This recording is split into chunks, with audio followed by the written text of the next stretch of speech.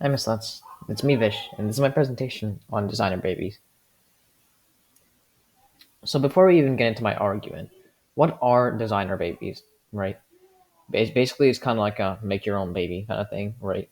And there's babies. They're babies whose genes are changed, right, to either cure certain kinds of health conditions like cancer, right, or leukemia and such like that, or they can also be used to enhance and genetically enhance certain aspects of the baby, like physical aspects or emotional or mental, or making them stronger, making them like smarter, having higher IQ, or like having more control of their emotions, stuff like that. Or basically just changing the makeup of the baby. That's what designer babies are. What I think is that designer babies are definitely a revolutionary breakthrough in healthcare. Right? They can definitely cure like a lot of the childborne diseases that we have today, and we can definitely save costs and effort, right, from fixing those things, right? And that's definitely a benefit, an upside of this designer babies. And but along with that, as I mentioned before, right, they can increase discrimination and inequality because, right, as I said, right, they can change the physical aspects and including like the baby's gender, right? So this can cause sexual and racial discrimination, right? And this can cause some problems in society and and make it worse, right? And that's why it's important that we put laws into place so we can regulate designer babies, right? And make sure that they stay helpful innovation and not cause disorder. And then, yeah.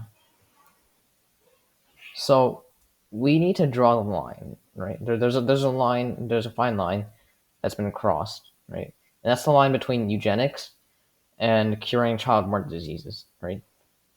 Like designer babies, right? Originally were used to cure. I mean, in a study by Cambridge University, the main purpose first of designer babies were used to cure just health conditions, right?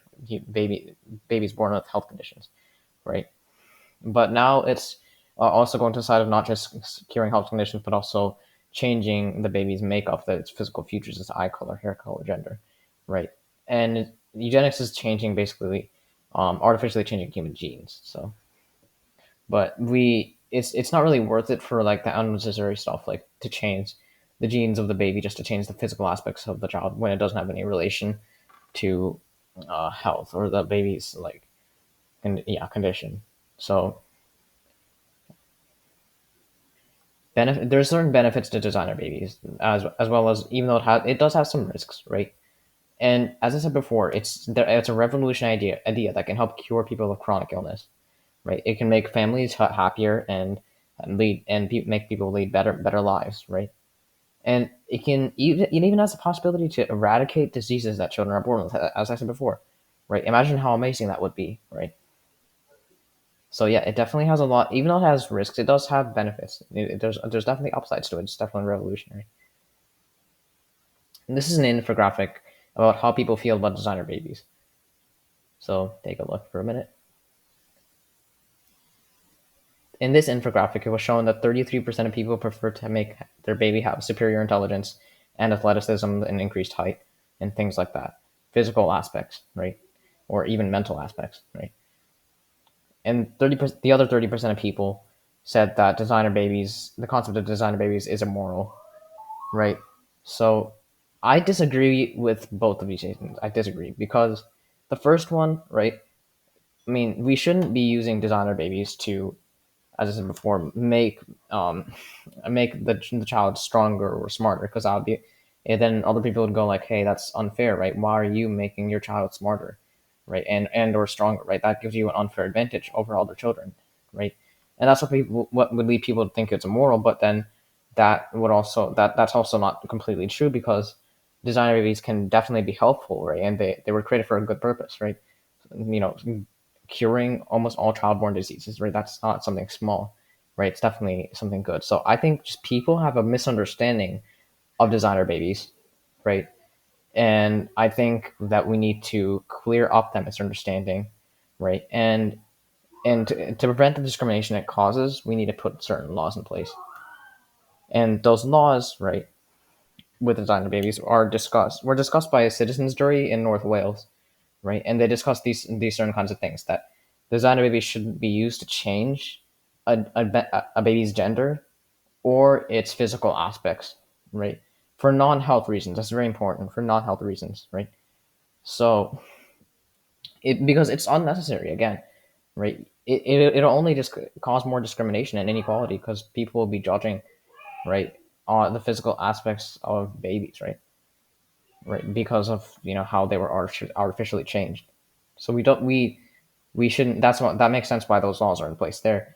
And parents should only use designer babies if they need it, if they're like financially struggling, right, or right, if their baby has a health condition, right, not just for the sake of like I want to make my baby blonde haired, just because I want to make it blonde haired. Because again, right, it's unnecessary. We're leaving more risk for discrimination. Then that's why it's important that we have these laws in place to eliminate as much threat of discrimination as possible. And this is a world map on the restrictions of gene editing of designer babies around the world.